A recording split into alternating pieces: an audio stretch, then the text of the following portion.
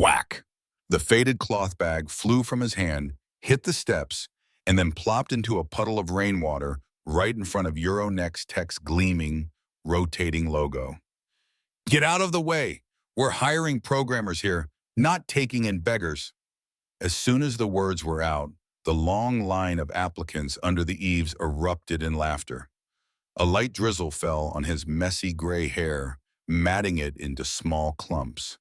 The middle-aged man stood exposed in the wet courtyard, without an umbrella or hat. He only wore a faded nylon raincoat over a thick, old woolen sweater, which clung to him with rainwater like a damp, moldy tablecloth. He said nothing, didn't react. He simply bent down and picked up the bag with both hands. That bag, it was so old the strap was frayed, the fabric faded, and the printed word merci had almost vanished. A small object fell from the bag, a metal card, its corners scratched, bearing a QR code in the engraving. Founder access. The crowd fell silent for half a second. A girl sitting on the steps frowned. Isn't that card issued to the initial founding team? Another person glanced over, then shook their head and chuckled. No way. That's probably a toy from a flea market. The young man who had kicked the bag wasn't done. He took another half step, looking straight at the man's face. Next time, uncle, you should try his security companies. Having you here damages our brand. Click! A clear snapshot sound came from a girl live streaming. She zoomed in close on his mud-caked shoes, then panned up to the bag, then to his rain-soaked face. 8 a.m. in Paris, light rain, and a homeless uncle dreaming of working at Europe's #1 AI building. Look at this, everyone. The view count started to jump. Her eyes lit up. The man still stood there. He took the bag back. He silently tucked the metal object in his hand into his inner pocket, without a word of explanation. A security guard stepped out from the glass gate. Tall, stern-faced, black vest. He nodded at the gel-haired trainee as if to say, "I'll handle this."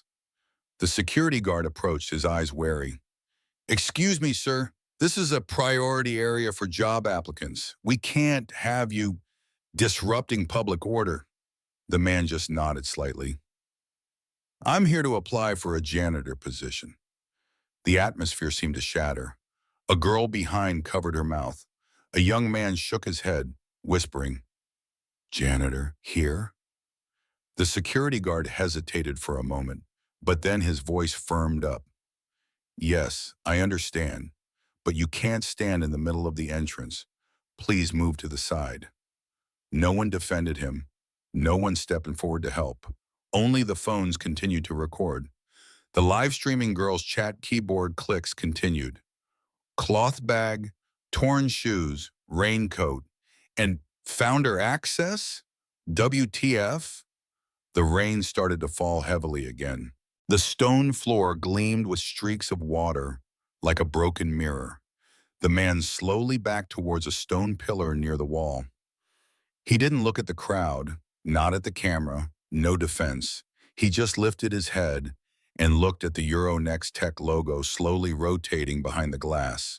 The symbol of 3 metal spirals reflected the white lights into 3 arrows pointing straight at his heart. His eyes were still red, not from anger, not from shame, just wet and cold and remembering. Someone whispered from behind, "Wait, I've seen him, in the photo on the 43rd floor. The old, faded founding team photo. The 5th person. Don't joke, the 5th person disappeared in 2011. He still stood there, amidst the broken sentences, amidst the rain and the stone-cold silence, amidst the logo that once belonged to him, and the eyes of the world that now misunderstood him. The glass door slid open again. A man in a security uniform stepped out, holding a scanner and a walkie-talkie. His name tag read, Cyril, Security Coordinator. He walked straight to the man who had just been mocked by the crowd. Stopped, looked him up and down. Who are you? You can't stand here without an invitation. The man held out an A4 sheet of paper, its edges wet with rain, but the QR code still clear. I have an appointment. I registered online. Interview for a janitor position. Cyril took the paper, scanned the code with his handheld device. A soft beep sounded. The screen flashed red. The text was clear. ID F01 Avier.L. Access revoked status code UD. Revoked blacklisted. Cyril looked up, his eyes faltering for a moment, as if he recognized a name he had heard before. But then he pursed his lips, crumpled the paper in his hand. He threw it onto the stone steps, right into the puddle in front of the man. The code's been revoked, Uncle. This is Europe's leading tech corporation, not a charity soup kitchen. Please leave the area. The paper floated on the oily rainwater. The words interview confirmation blurred as if they had never existed. Behind, laughter erupted. Really? A QR code for a janitor application? First time I've seen a homeless guy know how to use technology. A group of interns near the gate filmed with their phones. One girl laughed while live streaming. Early week in Paris, light rain, and a homeless uncle thinks he can interview at Euronext Tech.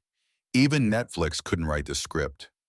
Just then an HR employee walked by, glancing at the security guard's screen. He frowned. F01, wait a minute, that code. Cyril waved him off. No need to check further. It's been revoked. Handled internally. Before he could say anything, the HR employee's phone buzzed. A message from the internal system. Do not retrieve ID.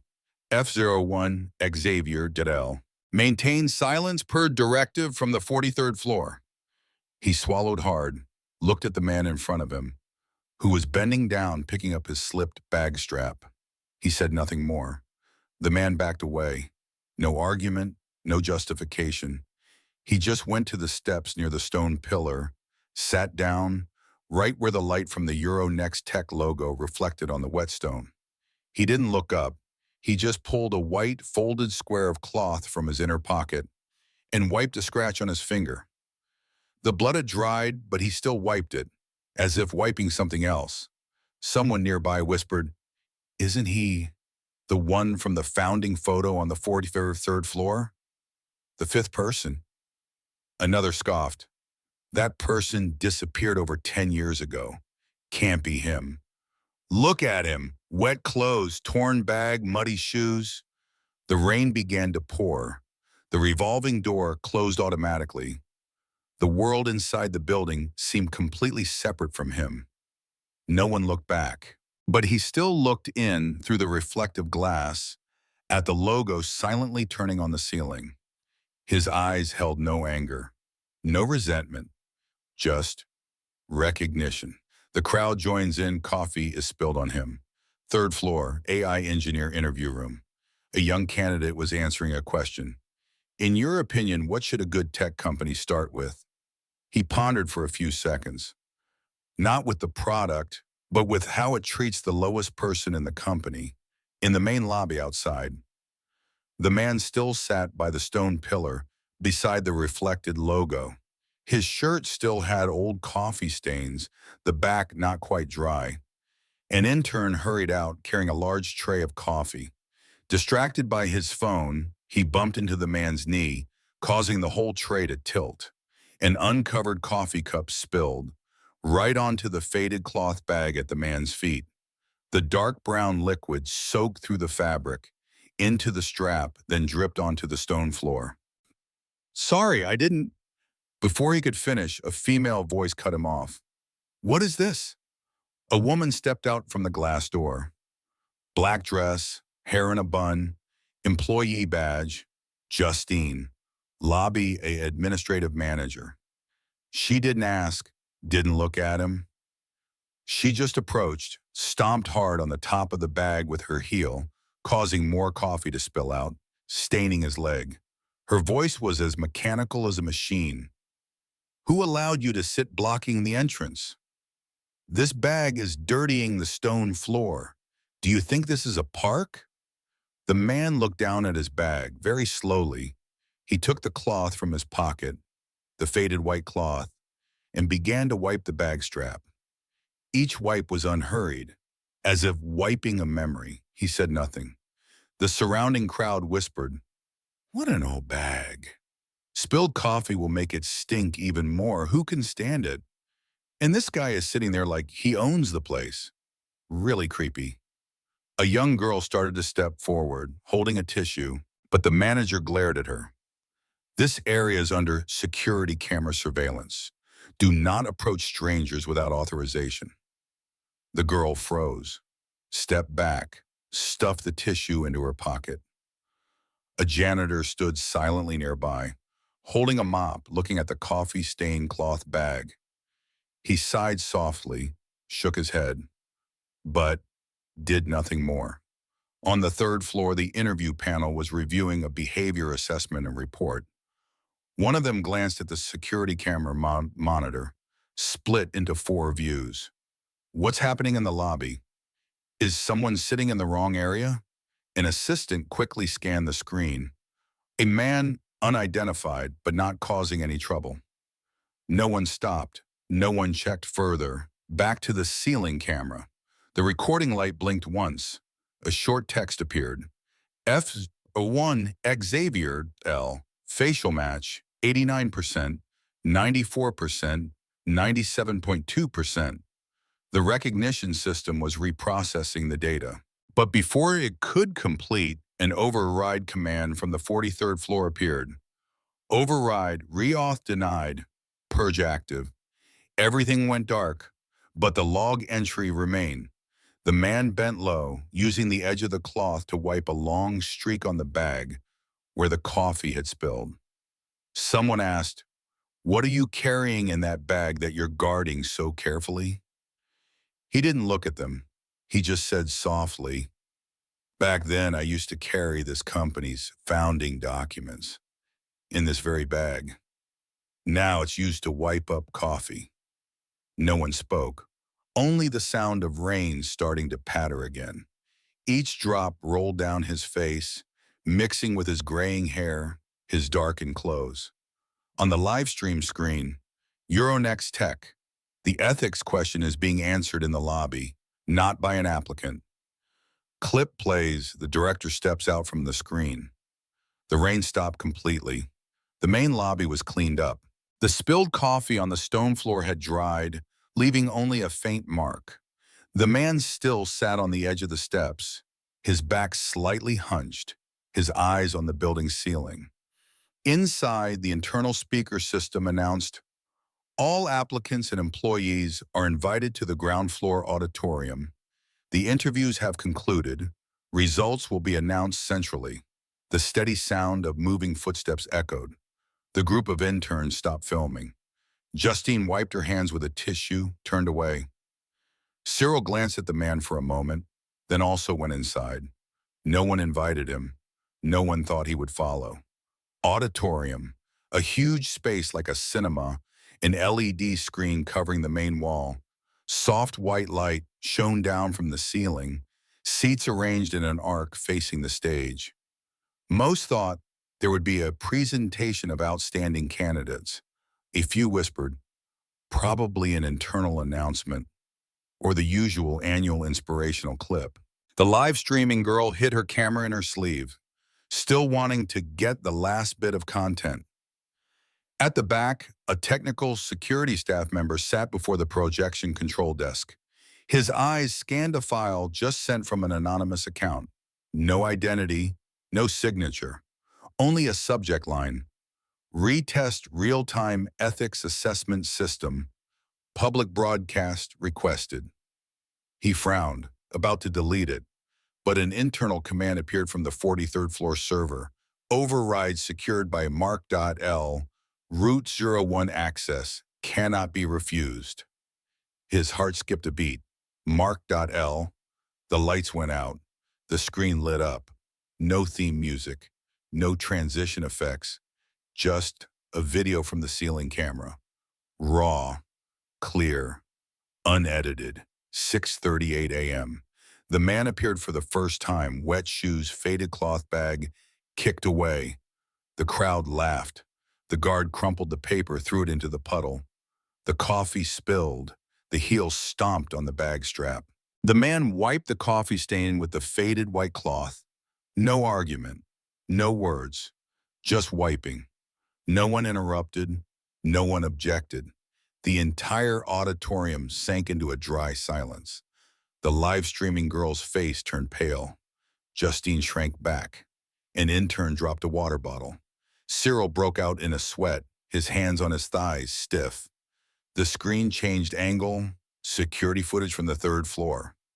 Someone from the interview panel looked out into the lobby, saw the man having his bag wiped, and just said, "Call security to handle it. He looks bad for the company's image." The voice was clear, undeniable. Then, the screen changed again. It was a secondary camera angle, recording the man pulling out an old magnetic card from his bag.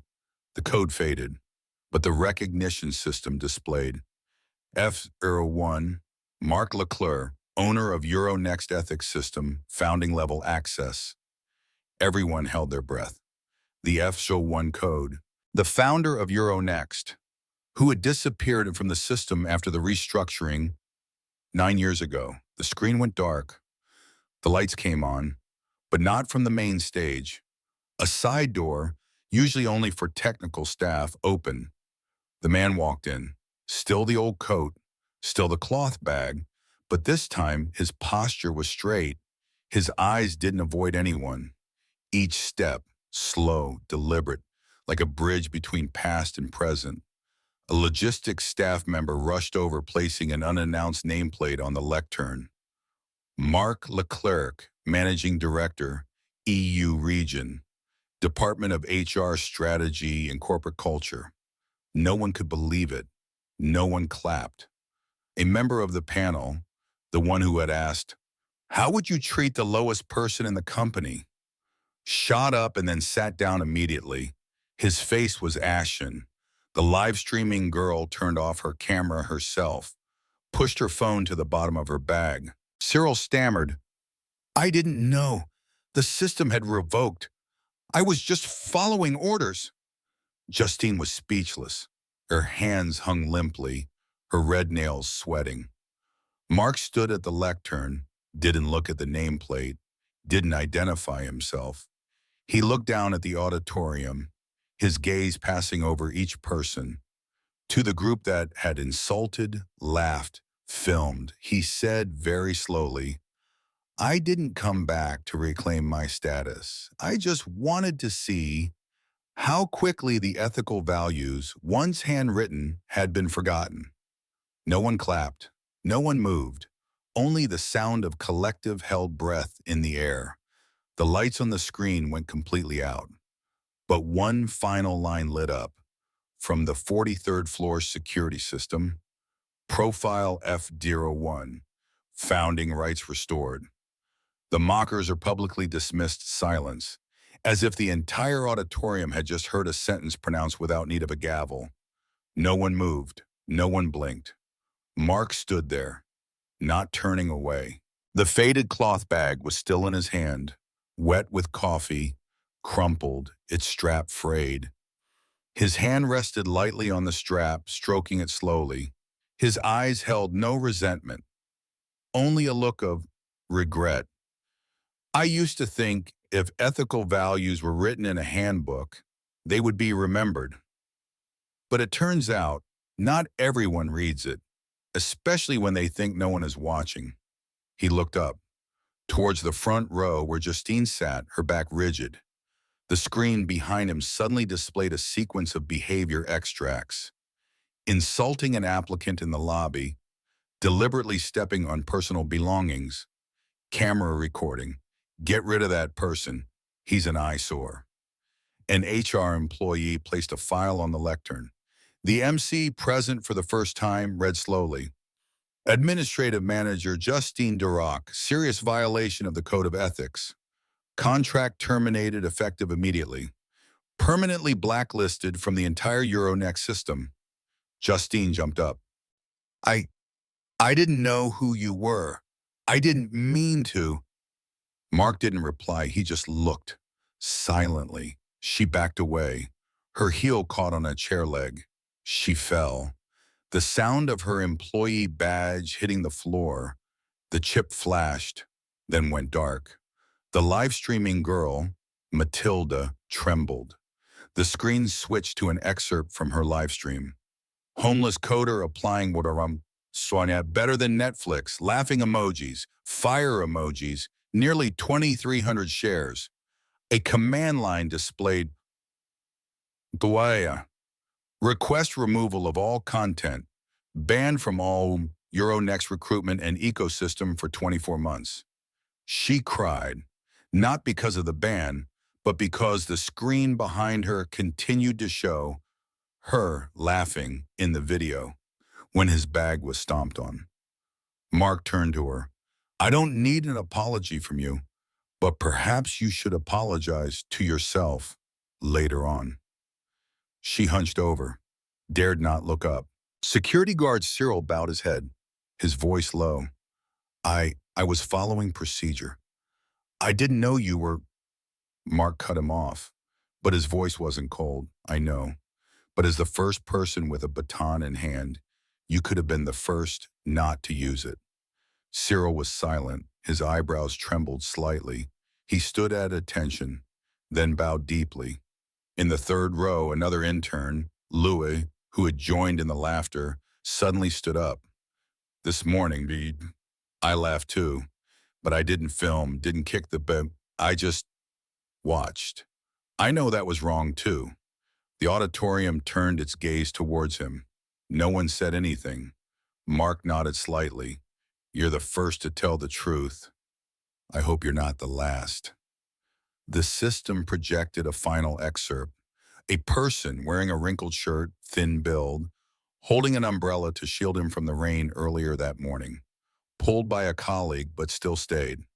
His face wasn't clear. Only his hand holding the umbrella, slightly trembling. The spotlight shone on the last row. A young man sat there, Julien Moreau, still holding the small umbrella. Mark looked down. I don't need perfect candidates. I need people who know to reach out a hand when no one tells them to. A voice read out, Julien Moreau, specially accepted directly into Euronext system engineer position. Julien didn't stand. He just placed the umbrella on the seat and bowed his head. Mark bent down, picked up the white cloth, still with old coffee stains. He didn't leave the auditorium from the main stage. He walked around, past all those who had laughed, watched, remained silent. No one dared to look up.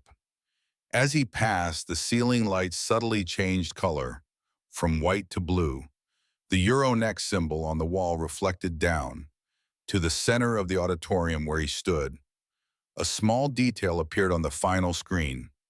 Founder code FD01, status restored.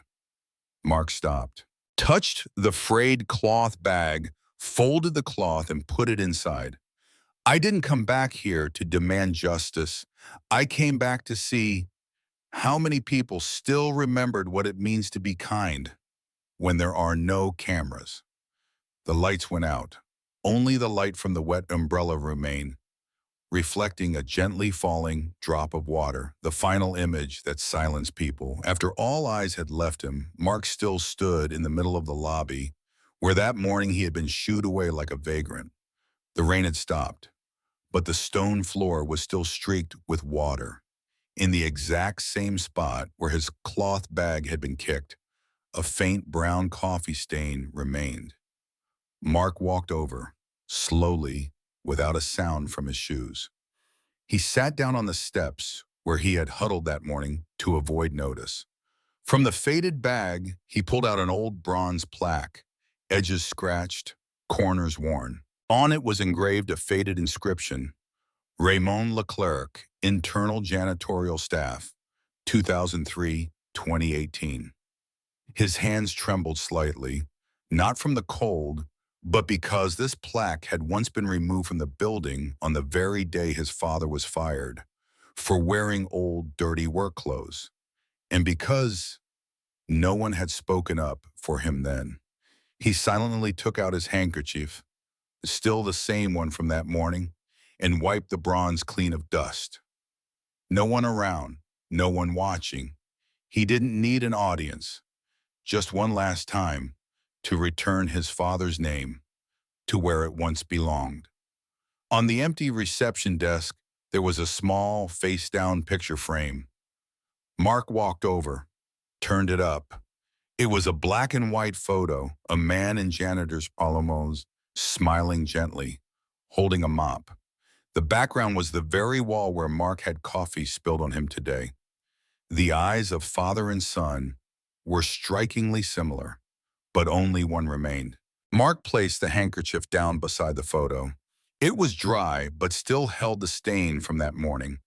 And in one corner, very, very faint by Shemetnaham, was an old embroidery, RL. No one saw him leave, only a lobby cleaner. When he came to clear things away, suddenly stopped when he saw the handkerchief placed neatly beneath the photo. He didn't know who the man from earlier was. He only knew. In the slanting afternoon light, that photo seemed to glow. For the first time after years of being face down. And perhaps no one would notice that in tomorrow morning's meeting, there would be a new small sign posted on the reception desk. We judge a person not when they are being observed, but when they think no one is watching. At the bottom, just the initials,